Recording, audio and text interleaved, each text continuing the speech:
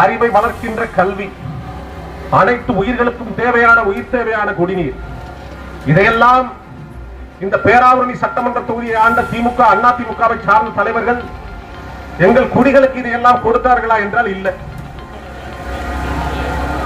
படித்துவிட்டு பல லட்சக்கணக்கான இளைஞர்கள் வீதியில தெரிகிறார். அவர்களுக்கு வேலையை கொடுத்து அவர்களுக்கு தன்மானமிக்க ஒரு வாழ்வை தர வேண்டிய அரசு சாராய கடைகளை திறந்துவிட்டு அவர்களை மது போதைக்கு ஆட்படுத்தி வீதிகளில் வீழ்ந்து கிடக்கின்ற சூழலில் ஒரு அவல நிலைக்கு தள்ளியிருக்கு. பெண் பிள்ளைகளுக்கு பாதுகாப்பு இல்லை.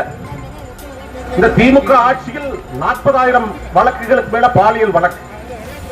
2 வயது பச்சிலம் குழந்தை முதல் பாட்டி வரைக்கும் இங்க பாலியல் வழக்கு. 10 லட்சம் கோடி வச்சிருக்கக்கூடிய இந்த கடனை வச்சிருக்கக்கூடிய இந்த திமுக அரசு மக்களுக்கு செய்த நலத்திட்டம் என்ன? மகளிருக்கு 1000. இந்த 1000 ரூபாய் வைத்து எங்கள் பெண் பிள்ளைகள், எங்கள் தாய்மார்கள் உங்கள் குடும்பத்தை நடத்த முடியுமா?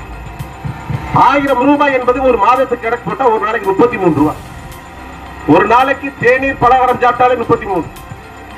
ஒரு மாவு பாக்கெட் வாங்கணும்னா 30 ரூபாய் ஆகும். இந்த 1000 ரூபாயை வைத்து உங்கள் பிள்ளைகளுக்கு கல்வி செலவை செய்ய முடியுமா? முடியாது. இந்த 1000 ரூபாயை வைத்து திடீரென்று ஒரு குடும்பத்தில் உங்க பிள்ளைக்கு உடம்பு சரியில்லை, வைத்தியம் பார்க்க முடியுமா? முடியாது. இந்த 1000 ரூபாயை வைத்து உங்கள் ஒரு மாதத்திற்கு உங்கள் குடும்ப தேவை பூர்த்தி செய்ய முடியுமா? முடியாது. எவ்வளவு பெரிய ஏமாற்றுகரமான கவர்ச்சிகரமான திட்டம்! எங்கள் உறவுகள், உடன்பிறந்தார்கள், பெற்றோர்கள், மாணவ செல்வங்கள் இதெல்லாம் உணர்ந்து கொள்ளணும். நாம் தமிழர் அரசு அமைந்தவுடன் வீட்டிற்கு ஒருவருக்கு அரசு பணி என்பதை பேரறிவிப்பு செய்கின்றோம்.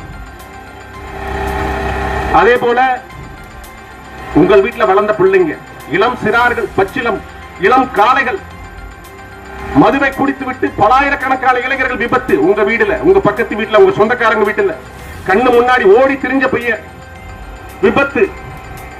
இதே சாராய கடையால் பல அக்கா தங்கச்சி, சின்னம்மா பெரியம்மா பல பேர் தாலி இருந்து நிக்கிறாங்க. இந்த நாங்கள் நாம் தமிழர் கட்சி, சீமானின் பிள்ளைகள் சாராய கடை மூடன்னு போராடிட்டு இருக்கோம். இந்த பேராவூரணி தொகுதியில் வெற்றி பெற்று வந்த மதிப்புக்குரிய அண்ணன் அசோக்குமார் அவர்கள் வீதிதோறும் சாராய கொடை பெருக்கிக் கொண்டே வர்றாங்க. இதெல்லாம் போற்றுதலுக்கும் வணக்கத்திற்கு உரிய தலிகை விடுதியை சார்ந்த எங்கள் சொந்தங்கள் நன்கா கவனிச்சுக்கணும். நாம் தமிழர் அரசு அமைந்தவுடன் சாராய கடை மூடுறல்ல, உடைக்கிறோம். எங்கள் கட்சியின் வேட்பாளர் யார்? எங்கள் சகோதரி நாம் தமிழர் கட்சியின் வெற்றி வேட்பாளர் புவனா மணியரசன் அவர்கள் 10 ஆண்டுகளுக்கு மேலாக காவிரி நதிநீர் போராட்டம், மீனவர் போராட்டம், மாணவர் போராட்டம் என எல்லா போராட்ட களங்களிலும் இந்த மக்களோடு மக்களாக, மக்களுக்காக நின்றவர்கள். இந்த அண்ணா திமுக, திமுகவை சார்ந்த வேட்பாளர்கள் யார்? செல்வந்தர்கள், மிராசுதாரர்கள், பண்ணையார்கள் அவர்கள் பங்கேற்ற போராட்ட களம் எது? எங்கள் உறவுகள் இதெல்லாம் ஒப்பீடு செஞ்சு பார்க்கணும். இந்த பேராவூரணி சட்டமன்ற தொகுதியில் மீண்டும் மீண்டும் செல்வந்தர்களுக்கு வாக்கு செலுத்தி அவர்களுக்கு கைகட்டி சேவகம் செய்கின்ற இந்த எளி நிலையை ஒழித்து ஏழை எளிய பெண்மகளும் பேராவூரணி சட்டமன்ற தொகுதியில் சட்டமன்ற உறுப்பினராக முடியும், ஏழை எளியவனும் சட்டமன்றத்திற்கு செல்ல முடியும் என்ற நிலையை எங்கள் சொந்தங்கள் உருவாக்கி தரணும். நீங்கள் வாக்கு செலுத்தும் போது அந்த வாக்கு பெட்டியில 3வது இடத்தில் இந்த ஏற்களப்பி என்ற விவசாயி நிற்கிறார்.